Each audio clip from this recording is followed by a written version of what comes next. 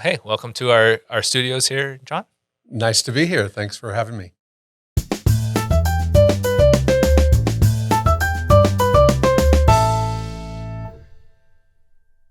I hear that you're the expert on our Elite product. You're the product manager. Is that I, correct? I am the product manager for our Elite product. Yes, I am. Perfect. Then you should have hopefully the answers to the questions Excellent. that I'm going to ask. Good.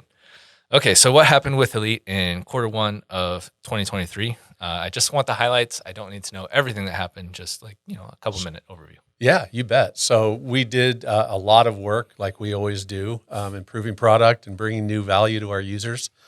A few things we did was we did some work to support POR1. So POR1 is just recently went to market, and our job to support them was to make sure that the things that we do in Elite, that users do in Elite, and users do in POR1 work together. So when a driver does something in POR1 and it shows up in Elite that they did something. So it's kind of a two-sided development process. Yeah, I was just talking with him about that, and it's like, hey, it's good that someone's working with the stuff Yeah. that's in PR1. Yeah. So that's what we did. It mainly in this last quarter was around routes and supporting that driver persona. So those mobile drivers, they're out there delivering equipment. They're doing stuff in POR1, and then we're what we would call consuming that data and then showing it in Elite, so you can see that things were done. Cool. Yeah. Another thing we worked on quite a bit was a new availability function. So availability, of course, has been something that's been around forever because that's what you need for rental equipment, right? But we have some ideas about some things we want to do around availability. And what we decided when we looked at how we currently calculate availability, we decided to rewrite it and do it in a way that was more where we could manipulate it in the future to expand the way and make it more customizable to make your availability a little bit more customizable. So, because everybody has a little bit twist on that. So we built a whole new availability function. And then the first piece of deliverable that we did with that was date-driven availability in our contract and any item selection screen. And so if you added this column called availability, ironically, you get these dates that show up in the item selection screen, and then you can set any date you want in that screen, and it'll give you the actual availability for those dates. Okay, so you're like looking at an item, and it's like, when are these going to be available? Right. Previous to that, within a contract, for instance, it was just using today's date. Okay.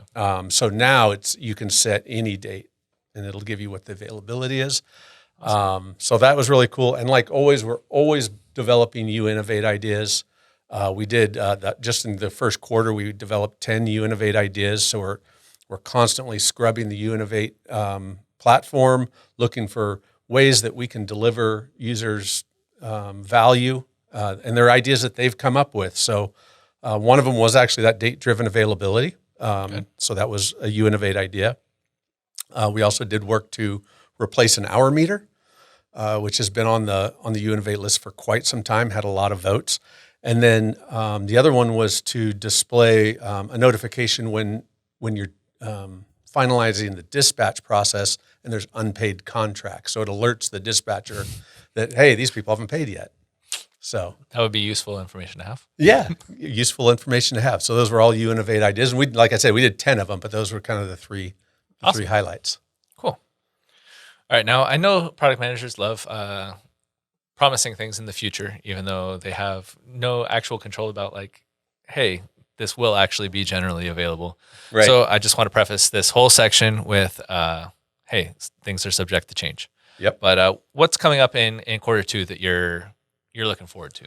Yeah. So the plan is to one of the things we really want to do is again support POR1. So their next initiative is around work orders, and so it's for a technician in the field to be able to add parts, remove parts, and also create brand new work orders.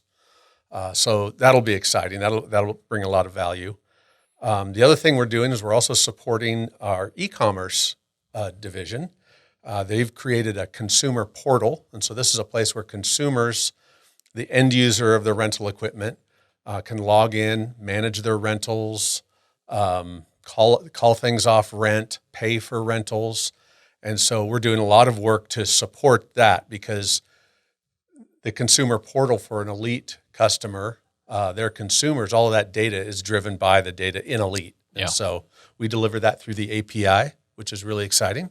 Awesome. And then again, more UInnovate ideas. We're always looking at UInnovate ideas. We'd probably do 2 to 3 every sprint, and our sprints are 3 weeks long, where the developers build stuff, and we always try to get 2 or 3 things in there. One of them came out of our international conference last year. So we do a Sunday roundtable every year, and this last year, one of the attendees came up with an idea for item options, and this is where equipment, you can have lots of the same types of equipment, say a forklift, but of all those forklifts in that category class, each forklift can have different options. Some have side shifts, some have this, some have different weight capacities, different little twists and turns that each equipment has. And so by being able to set those item options, they're not only looking at availability for that category and class, or what we call a header, but they can also now they'll be able to filter it down to those options. So I want to see all of those forklifts that have side shift, for instance.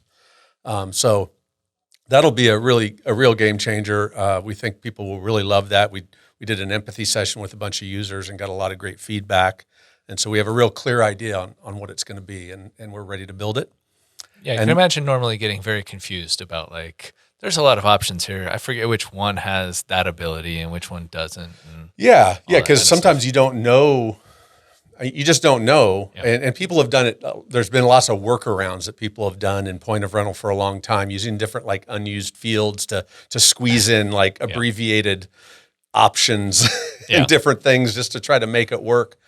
But it always required a lot of manual purging through the information, where this will be all automated and filterable, and kind of like that Wayfair experience where you say, well, I just want to see the ones that are made of wood and that are red, It's kind of that concept, is that you can filter it down to exactly the things you want to see. Awesome. Yeah. And then the other UInnovate idea we have on tap for Q2 is to make the assigned to field in a contract either required and or auto set based on some parameters. So people generally use the assigned to as a way to help assign people to manage a rental transaction. Yeah. And it's been a manual process in the past. And so we're going to create some configurations and ways where that field will get automatically set based on how you configure your business. So awesome. Yeah. Well, that sounds really cool. Yeah. All right. Now I want to get people to know a little bit more about like each of our product managers. So I'm going to ask a non-related to work question every quarter. Brilliant. And this quarter's question is, if you could have dinner with any living person, who would it be and why? With any living person? Yeah. Again, we don't want to eat with dead people. That's just... Yeah, that'd be a little creepy, wouldn't it? Let's see. Boy, that is a tough question. Again, like I told Martin, we're not actually going to set this up, so there's really no pressure. Great. Man, I wish you'd asked me that question an hour ago.